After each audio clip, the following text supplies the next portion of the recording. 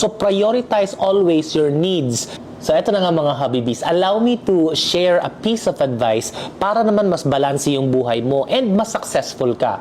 I believe you have to know the difference between wants and needs. Yung wants natin, yung pagpapamper, yung mga gusto natin, yung mga luho natin, yung mga I deserve this natin na moments, yun siya, gagawin mo lang after mong makover lahat ng needs mo. So prioritize always your needs before you go to fulfilling your wants. So ano po yung mga needs natin? Una sa lahat, syempre food, shelter, yung bills natin. Kailangan na cover na yun bago ka mag-isip ng mga kung ano-ano pang travel at ano pang coffee na bibilihin mo. Now, speaking of needs, actually, maraming mga tao ang hindi nila alam na under pala sa umbrella of needs ang preparedness for emergencies. Yung pagiging handa ba sa mga panahon na hindi inaasahan katulad ng disasters, earthquakes, illness, kahit mga sakit, ganun. Dapat prepared ka sa mga panahon na ganun. Ito, a very basic example ng emergency situation.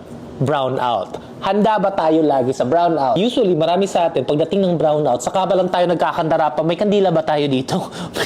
May flashlight ba? Saka na natin iniisip. Even if walang brownout, your household should always be prepared for it. Especially if ikaw ang tao na yung hanap buhay mo is dependent sa kuryente. Like for example, yung mga nag-work from home or yung mga kailangan ng wifi lagi. Now, in cases like that, dito sa bahay, meron kaming tinatawag na UPS or uninterruptible power supply. Anong ibig sabihin nun? Kahit mawalan ng kuryente, patuloy pa rin ang power supply nito para sa aming wifi, para sa aming CCTV. And I bought this really cheap because naka 70% off pa sila. So para siyang power bank para sa wifi, pero automatic siya, hindi mo na siya kailangan i-plug because ganitong ginagawa niya. Ito yung connector ng wifi namin papunta sa outlet. Tatanggalin natin yan.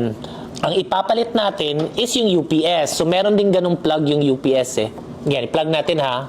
Yan. So, yan ang naka-plug and umaandar na yung wifi. So, if biglang nag-brownout, etong wifi namin, hindi siya mamamatay. Tuloy-tuloy lang siyang mag-ooperate because naka-connect na yung UPS beforehand. Question, gaano katagal naglalast yung UPS? Depende kung ilang milliamperes. Yung pinakamababa nila, nasa 200 pesos lang, is 3,600 na milliamperes. It will last you mga 7 to 9 hours. After nun, meron silang 6,000 milliamperes. Yun ang pinaka-common. Yun ang pinakamabenta actually. It will last you 8 to 11 hours. Nasa mga 300 lang din yun. Ang mura pa din. Pero etong binili ko, eto na yung pinaka-max kasi na available kasi nagkakaubusan na nga yung iba. Kasi maraming nag-hoard. Kasi mura nga lang, di ba? I bought this mga 400 plus. It's 7,800 milliamperes and it will last me 10 to 13 hours na power supply sa aking Wi-Fi or CCTV. This is an example of always being prepared. Eto nung binili ko to, hindi lang siya na gusto ko lang, but it is a need, especially sa panahon natin ngayon na kailangan natin laging may Wi-Fi. So basically guys, what I'm trying to say is, you have to know what are the needs in your life. After nung needs mo, na-cover mo na needs mo, maglaan ka ng savings mo, and then after nun, yung natira, yun na lang yung wants mo.